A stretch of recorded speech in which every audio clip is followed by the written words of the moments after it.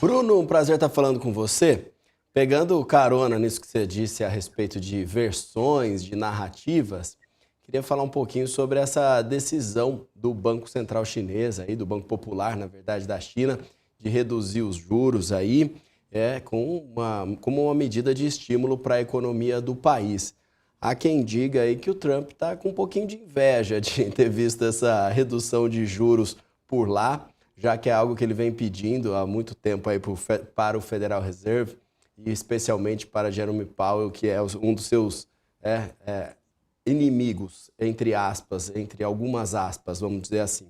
Queria saber qual a sua análise a respeito dessa decisão e pegando justamente no foco não só dos reflexos dessa redução da taxa de juros na China, tanto para os Estados Unidos nesse atual momento, quanto para outros países emergentes e puxando também aqui para o Brasil. Maurílio, bom falar com você, obrigado pela pergunta. Igualmente. A China, nessa fotografia que a gente vem falando, se os Estados Unidos não está num céu de brigadeiro, a China está muito mais enrolada, porque essa guerra tarifária expõe também a China. Os Estados Unidos representa 30% do consumo chinês.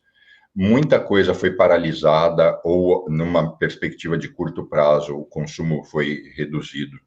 A China está com problemas seríssimos na economia interna, atrelado à construção civil.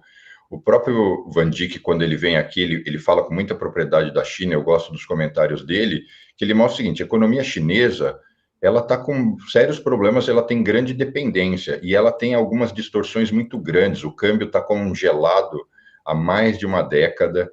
Então, a medida da redução de juros, eu não estou dizendo que é errada, mas isso demonstra que, assim, eles têm que fazer uso, nesse momento, de todos os recursos, porque senão os problemas lá podem se agravar.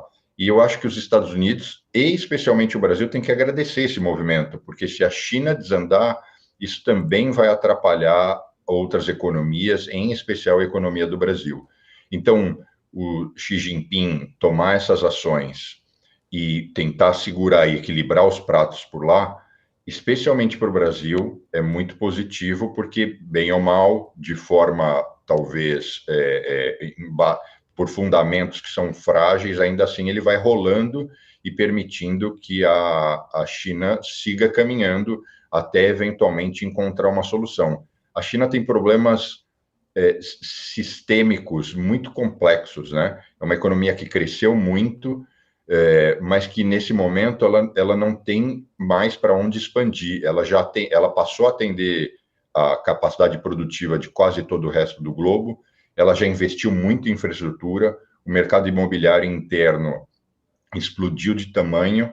E nesse momento eu estava lendo uma análise que depois eu posso até escrever uma matéria para vocês, que assim, a China não tem mais o que construir de portos, aeroportos e ferrovias, dado, você pega o JFK aqui em Nova York, ele parece uma ameba perto dos aeroportos na China. Então, isso mostra como eles, no fundo, gastaram muito, criaram uma tremenda infraestrutura e hoje não tem mais nem muito o que fazer dentro da engrenagem interna. Em relação à segunda parte da pergunta, em relação a possíveis reflexos, inclusive aqui para o Brasil, né? A gente viu, inclusive, Lula lá com Xi Jinping, uma reunião bastante técnica em alguns pontos, política em outros pontos.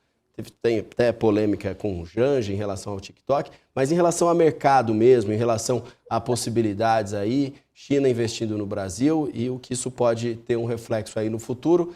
Temos apenas 2 minutinhos até o fim da resposta, até o fim desse bloco, viu, Corano? Vamos lá.